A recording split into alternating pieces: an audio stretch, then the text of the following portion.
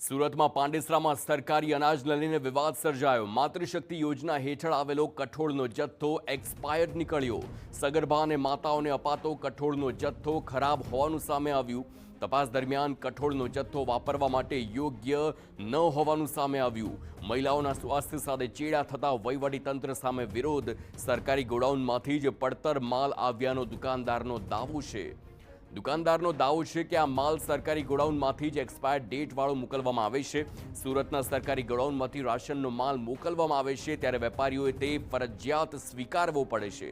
જો વેપારીઓ આ ખરાબ કે એક્સપાયર્ડ માલ પરત કરવાનો પ્રયાસ કરે તો સરકારી ગોડાઉન અને અધિકારીઓ ઉપરથી માલ રિટર્ન લેવાની ચોખ્ખી ના પાડી દેશે। આ મહિનામાં જૂન મહિનામાં 28 તારીખે બધા માલ આવ્યો હતો તો અમે આંગણવાડી મહિલાઓને બોલાવ્યા હતા। આંગણવાડી મહિલાઓએ એવું કીધું કે આ માલ એક્સપાયર થયો। બીજી દુકાનોમાં અમે તપાસ કરી કે એક્સપાયર થયેલો માલ છે। બીજી આંગણવાડીવાળાએ એમને કીધું અને પછી મારે ત્યાં બી માલને ખોલીને જોયો તો એક્સપાયર થયેલો માલ છે। એટલે આપને અમે રજૂઆત કરી છે।